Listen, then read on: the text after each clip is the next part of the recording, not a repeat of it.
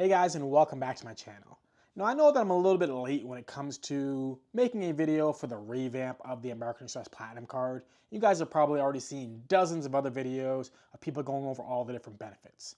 Now in this video, I don't want to just lay out all the benefits for the card. I want to talk about how this card has improved so much more for me and why this card is now for sure the most valuable card in my wallet. Now I want to go back a little bit.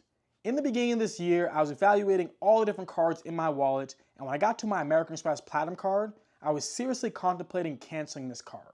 While I was getting positive value from the card, I could notice that from year over year, I was getting less value from the card, and when that $700 annual fee was hitting, it really did sting.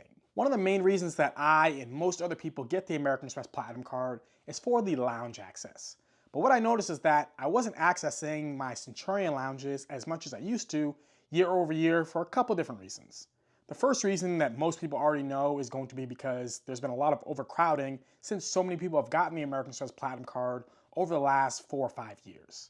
So when you do try to access the Centurion lounges, you're either gonna have to wait a really long time or you don't end up entering the lounge at all, which can end up being really frustrating when you're paying a lot of money to get lounge access with a card that you don't end up being able to get lounge access with because it's overcrowded. But I didn't run into this overcrowding issue as much as many other people complain about it. I did run into it, I would say maybe 2 or 3 times. And there's only one time I didn't actually enter the lounge. The other times I did have to wait a little bit and then eventually I went in. And then one time the wait was just so long that I just got some food out right near my gate. But the overcrowding wasn't the #1 reason of what caused me to access the Centurion lounges less last year. In the last year, I've flown so many amazing business and first class flights, and when you have a business or first class ticket, you can access the business or first class lounge, or maybe the One World Lounge or the Star Alliance Lounge that typically end up being much better than a Centurion lounge, and also you're gonna guarantee to get yourself in. Whereas with the Centurion Lounge, you may have to wait, and in some of them, they have pretty subpar food. Now don't get me wrong, I would way rather be at a Centurion Lounge as compared to waiting by my gate, but if I have access to a business or first class lounge, I'm not even gonna look to see where the Centurion Lounge even is at the airport. So each time I travel in either business class or first class, that ends up being just one less time that I'm trying to access the Centurion Lounge, which makes the American Express Platinum card a little bit less valuable to me every time I travel internationally throughout the year. And when I am connecting in international destinations and not flying in business class or first class, I get access to Priority Pass lounges with my Capital One Venture X card that is pretty much a break-even card that I don't ever see myself canceling. So I don't actually need my American Express Platinum card to get access to these Priority Pass lounges, which again makes it a little bit less valuable since I have overlapping benefits with other cards in my wallet. But now with the new credits for the revamp of the American Express Platinum card, even though it is $200 additional in an annual fee, I'm gonna be getting way more than $200 in benefits from keeping this card. Now let's look at some of the new added credits. The first one being the Resi credit. Now if you live in the middle of America or somewhere not near a major city, you're probably gonna be really having a challenging time using this credit. But if you happen to be like myself and you live in Los Angeles or somewhere in a major city, this ends up being a really easy credit to get full value for. I mean, when I look at the Resi restaurants, there have been multiple of them that I've visited in the last couple of months, such as Q's Billiards or the Santa Monica Whaler. So getting the $100 Resi credit per quarter is gonna be pretty easy for me. I mean, if I go to one of these different restaurants with just a few of my friends, we're easily gonna be spending over $100 if we happen to be going to watch some of the fights or one of the different sporting events. At the very worst, I could go to one of these different Resi restaurants that are literally walking distance away from my apartment, dine at one of these restaurants, and be perfectly happy with getting $100 each quarter. So for me, I put this at the full $400 value because I know that I'm gonna be spending $400 at these different Resi restaurants throughout the year. The next credit is going to be the FHR credit. Now this isn't a completely new credit, but it is a credit that they did upgrade, going from being $200 throughout the year to $300 each half of the year, giving you $600 in total value. I am very happy with this new added credit. I already used the $200 hotel credit early on in this year, and as soon as they added on this new $300 credit, I used it for a wedding I'm gonna be attending next year. Now, most of the properties that you are gonna be booking with the Fine Hotels and Resorts program or the hotel collection are gonna be high-end properties because it is a luxury booking platform. But even though these are luxury properties, not every single one of the properties on this platform are gonna be $600 or $700 a night. If you happen to be traveling around to different destinations across the world, you may end up finding properties like how I have to be able to stay at them that end up being only like $100 or $130 a night.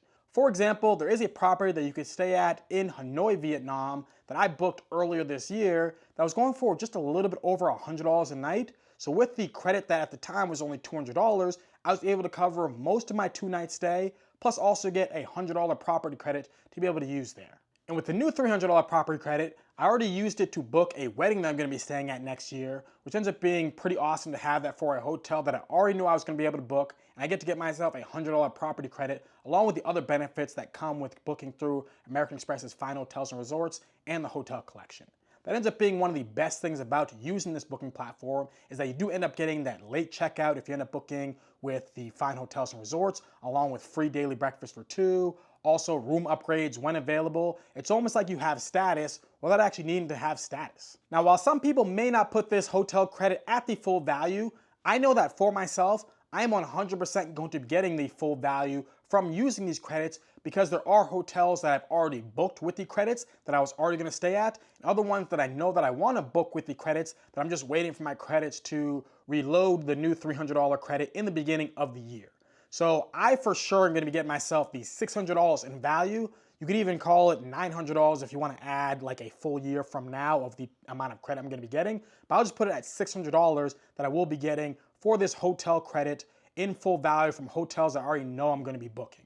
If you add in the $400 Resi credit that I know that I'm going to be using, this is going to be $1,000 of for sure spend that I am going to be using with these credits for this $895 annual fee card. It doesn't even count any of the other credits that are also added to the card that I can still get value for. When I look at it this way, I can already see that this card is an absolute winner just from those 2 credits alone. Now let's look at the next new credit that was added on, which is the Lululemon credit. Now this is one that I'm very happy that American Express has added to the card. At the same time, this is not a credit that I'll give the full value to. I do own Lululemon products before I even got this credit, so it is a place that I do shop at, but it's not somewhere that I shop at year over year. So while it is nice to have $300 in Lululemon credit being broken up into $75 per quarter, I would probably put this at a value for myself, probably near, I would say maybe, I don't know, $100 to $125 that I would trade for a $300 Lululemon credit being broken up into $75 per quarter. Since they have added the new Lululemon credit, I have used it both times that it has been offered to me, purchasing this sweatshirt right here that I want to say went for about like $120-ish. So I had to spend about $40 on top. But I was in the market for a green sweatshirt, so I'm happy to be able to get this product that ends up being really nice quality and feels good and I think looks pretty nice. And then the second sweatshirt that I bought was a sweatshirt that was going for, I want to say $77. So I just had to pay an additional like it was $2 or $3 on top of the credit to be able to get this other blue Lululemon sweatshirt that I got.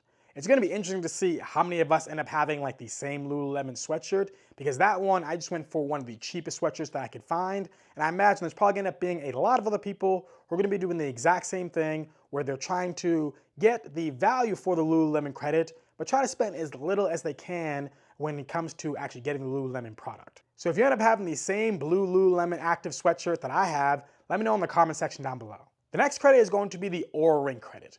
Now I put this credit for myself at being $0 in value. Sure, it may end up being valuable for some people, but I just do not want to have another monthly subscription. I am an active person, but I just don't think that I would end up either using this or really get the full value from using this.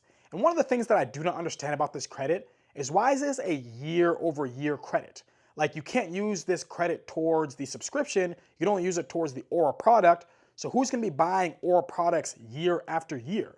Like, is in 10 years, if this credit is still there, is someone going to have 10 Oura rings that they're going to have on each finger? That to me doesn't make any sense. The next credit is going to be the digital entertainment credit, where they just made it better than it was previously, now being at $300 throughout the year as compared to previously, I think it was $250 throughout the year. So I'm someone who already has Disney Plus, while many other people also have either Disney Plus or one of the different services that are connected to it. And I'm soon probably going to be getting Paramount Plus since the UFC is going to be moving over to Paramount. So for myself, I'm going to be giving this credit the full value because these are services that I'm already either subscribed to or soon to be subscribed to. So even if I didn't have this credit attached to this card, I'd be paying for these services anyways. Another service that I already paid for that's getting added as a credit to the American Express Platinum card is going to be the Uber One credit. So I was already previously paying for the Uber One, originally with my Quicksilver card because I got some few free months with it there, and then I switched over to being my Saver card, where for a time period, they did have free Uber One membership with the Saver card, but then the partnership broke off, and now Uber One is going to be getting added to the American Express Platinum card. So I put this as being the full dollars in value because I even actually, when it first got added, got hit with the membership on my Saver One card because I didn't quickly enough move over the membership monthly fee to my American Express Platinum card.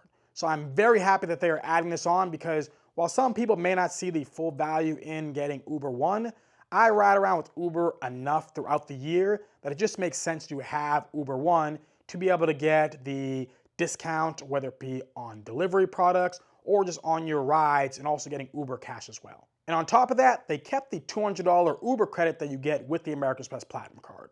Now, I still get the full value of this, even though I probably would say I wouldn't trade off it being full value because I don't use Uber every single month, but there are many months that I do use Uber where I spend well over the credit that is given to me. I mean, every single time I go to the airport to take a trip, it costs me about $40 to take an Uber ride to the airport. And then when I come back from coming home from my trip, that's another $40 that I end up using. So I'm going to be spending in many months over $100 on Uber, but then in some instances, I don't end up spending any on Uber rides, and I just end up using the Uber Eats service to make sure I do end up getting my credit, which I may not use if it wasn't for having this credit, but I do end up getting the full value for my Uber credits throughout the year. The $200 airline incidentals credit is still here to stay, and this is another credit that I give full value for.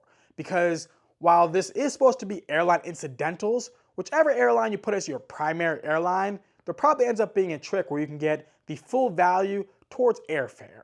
And I'm going to be spending more than $200 towards flights throughout the year, so this is one that I give easy full value for. This isn't a credit that you have to use month after month. This is a credit that you can use in January to start off the year and then not have to think about it for the rest of the year, which is exactly what I do.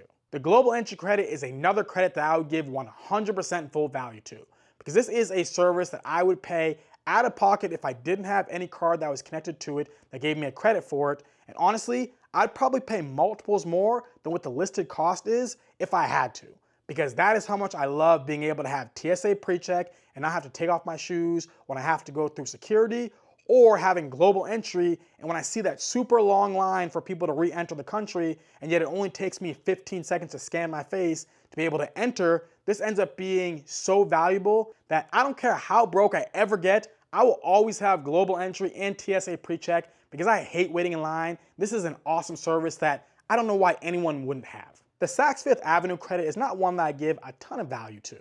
The last few years, I've just been buying underwear with the Saks Fifth Avenue credit, and I'd probably put my underwear at being, let's say, $20 throughout the year that maybe I would spend on underwear. So that's exactly the type of value I'd give for the $100 throughout the year of Saks Fifth Avenue credit. The American Express Platinum card also gives you free access to Walmart Plus, which I don't really give any value to, although it does seem that like one time throughout the year, I do end up buying an item from Walmart.com. So I guess maybe I should give it some value, but realistically, if I didn't have this credit, I wouldn't be trying to figure out a way to get this credit and save money on Walmart.com. So when I add in all these different credits that I get from my American Express Platinum card, along with what I consider to be the value of having access to the American Express Centurion Lounge, I would say that I'm getting pretty close to being near $2,000 in value for the $895 annual fee card. So getting over $1,000 in value is why I say that this is the most valuable card that I have in my wallet.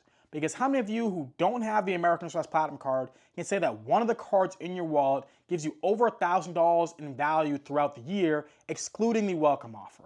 And I haven't even talked about the 5x points that I've gotten from booking flights with this card, and also all the cashback and additional points I've gotten from taking advantage of the American Express offers that connect to this card, which ends up being some of the most valuable things of this card that not a lot of people talk about.